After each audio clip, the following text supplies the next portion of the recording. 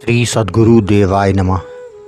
भाइयों बहनों, आज आपके लिए एक सच्चे भक्त की सच्ची कहानी लेकर आया हूँ कि कैसे अपनी बाल्यकाल अवस्था में अपने पिता के द्वारा किए गए गलत कार्य का विरोध किया और उनको सजा तक दिलवाई। यही नहीं, एक वैश्य का भी उद्धार उनके द्वारा हुआ।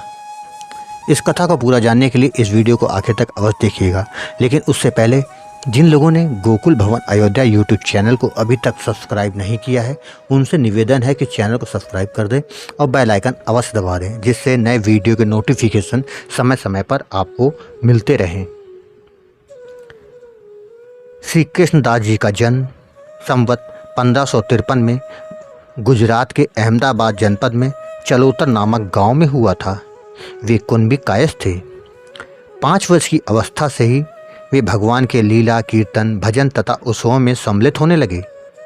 बाल्यावस्था से ही बड़े सत्यनिष्ठ और निडर थे। जब वे 12 साल के थे, उनके गांव में एक बंजारा आया। उसने माल बेचकर बहुत सा रुपए जमा किए थे। कृष्णदास के पिता गांव के प्रमुख थे। उन्होंने रात में उसका रुपया लुटवा कर हड़प लिया। कृष्णदास के सीधे साधे हृदय पर इस घटना ने बड़ा प्रभाव डाला। उन्होंने अपने ही पिता के विरुद्ध राजा से शिकायत कर दी। उन पर मुकदमा चला और साक्ष्य के फलस्वरूप बंजारे को पैसा मिल गया। पिता ने रुष्ट होकर उनको घर से बाहर निकलवा दिया। पिता द्वारा घर से निकालने पर वे तीर्थ यात्रा के लिए चल पड़े। वहीं महाप्रभु श्री वल्लभाचार्य जी अड़ैल से ब्रज जा रहे थे। उन्होंने मथुरा के विश्राम घाट पर युवक कृष्णदास को देखा। देखते ही समझ लिया ये बालक बड़ा ही संस्कारी है। उन्होंने उसको अपने पास बुलाया और पूरे उनका परिचय पूछा। सब कुछ जानकर उन्होंने प्रसन्नतापूर्वक उनको मंत्र दीक्षा दे दी। आचार्य से मंत्र प्राप्त करके उन्हें संपूर्ण भगवत लीला का स्मरण हो आया। आचार्य ने उनको श्रीनाथ जी के मंदिर का अधिकारी नियुक्त कर दिया। उनकी देखरेख में श्रीनाथ जी की सेवा राशि ठाठ से होने लगी। दूर दूर तक उनकी प्रसिद्धि फैल गई। वे श्रीनाथ जी की सेवा करते थे और सरस पदों की रचना करके भक्तिपूर्वक समर्पित करते। एक बार आप श्री ठाकुर जी की सेवा कार्य के लिए दिल्ली गए हुए थे। वहाँ बाजार में कढ़ाई से निकलती हुई गर्मा गर्म जलेबियों को देखकर आपने मानसी सेवा से ही उन जलेबियों को श्रीनाथ जी को भोग लगाया। भाववश भगवान ने इसे स्वीकार कर लिया। फलस्वरूप जब मंदिर में भोग लगाया गया तो विविध भोग सामग्रियों में जलेबी की थाल और हाथ में जलेबी प्रत्यक्ष मौजूद पाई गई। ऐसे हैं हमारे भक्तराज। एक बार आप आगरा गए थे। वहाँ आप एक वैश्या का अत्यंत मधुर राग स्वर से गायन सुनकर प्रेम वशीभूत हो गए। उन्होंने उससे बोले, क्या तू हमारे चंद्रमुख श्री लाल जी के यहाँ चल के गाना सुना सकती है? वैश्या ने इन्हें गुण ग्राहक तथा प्रेमी देखकर उनके साथ चलने की स्वीकृति दे दी।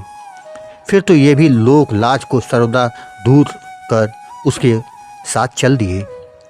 श्री कृष्णदास जी उस वैश्या को अपने संग से श्रीनाथ जी के मंदिर ले आए और बोले, आज तक तुमने संसारी लोगों को रिझाया है, अब हमारे श्री लाल को रिझाओ। देखो ये कैसे रिझवार हैं। वैश्या श्रीनाथ जी का दर्शन करते हुए प्रेम मतवाली हो गई और स्वर साथ के आलाप किया। श्री कृष्णदास जी ने पूछा, क्या तुमने मेरे लाल जी को अच्छी प्रकार देखा है? उसने कहा, हाँ मैंने देखा है। दर्शन मात्र से ही मेरे हृदय को अत्यंत अच्छे लग रहे हैं।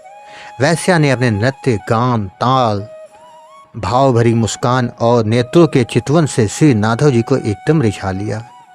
उसने एकदम तड़ाकर उनको नृत्य गान किया।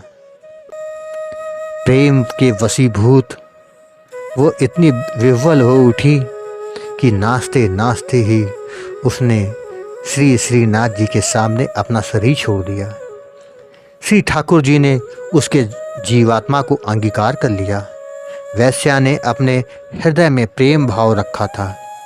और भगवान तो प्रेम के भूखे हैं, अतः उसकी जाति पाति या कर्म पर दृष्टि न देकर उसके हृदय के प्रेम को ही अपने हृदय में धारण कर लिया। एक बार श्री कृष्णदास जी श्री सूरदास जी से मिलने आए। पद रचना के प्रसंग में श्री सूरदास जी ने विनोद में कहा, आप तो कविता करने में बड़े प्रवीण हैं, अतः कोई ऐसा पद बना के गाइए जिसमें मेरे पदों की छाया ना हो। श्री कृष्णदास जी ने 5-7 पद गाए। श्री सूरदास जी उन पदों को सुनकर मुस्कुराने लगे तथा पूछने पर बताया, आपके इस पद में हमारे इस पद की छाया है। श्री कृष्णदास जी बड़े संकुचित हुए। श्री सूरदास जी ने कहा, अच्छा कोई बात नहीं, कल प्रातःकाल कोई नया पद बनाकर आकर मुझे सुनाना।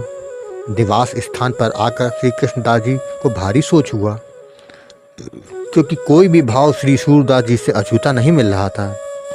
श्री कृष्णदास जी की सोच का निवारण करने के लिए प्रभु ने स्वयं एक अत्यंत सुंदर पद की रचना अपने हाथों से की और श्री कृष्णदास की सैया पर रख दिया। जब चिंता में निमग्न श्री कृष्णदास जी सैया पर लेटने आए तो सिरहाने श्री प्रभु के कर कमल से लिखा हुआ पद पाया। फिर क्या था, प्रातःकाल उठते ही श्री कृष्णदास जी पुनः श्री सूरदास जी के पास आए और उस पद को सुनाया। सुनकर श्री सूरदास जी बड़े सुखी हुए, साथ ही यह जानकर कि यह पद श्री कृष्णदास द्वारा रचित नहीं है, तो इसे तो श्री नाथ जी ने बनाया है। श्री सूरदास जी ने इसे ठाकुर जी का पक्षपात बताया। श्री ठाकुर जी के इस पक्षपात पर श्री सूरदास जी रूठ गए। उन्होंने मंदिर में कीर्तन की सेवा बंद कर दी। तब श्री ठाकुर जी ने उन्हें मनाया। फिर तो भक्त और भगवान के हृदय में परस्पर प्रेम रंग छा गया। अंत समय में श्री कृष्णदास जी फिसल के कुएं में गिर गए और उसी में उनका शरीर छूट गया। यद्यपि भजन के प्रताप से आपको तत्काल ही दिव्य हृदय की प्राप्ति हो गई, परंतु लोगों के मन में अकाल मृत्यु की आशंका थी। इस आशंका से रसिक जनों के मन में दुख हुआ।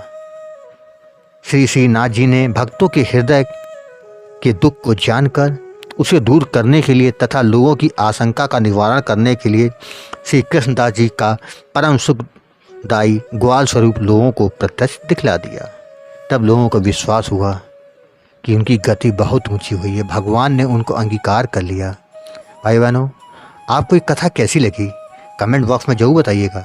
और हाँ, अगर भक्ति कथा पसंद आई हो तो शेयर करना ना भूलिएगा। धन्यवाद।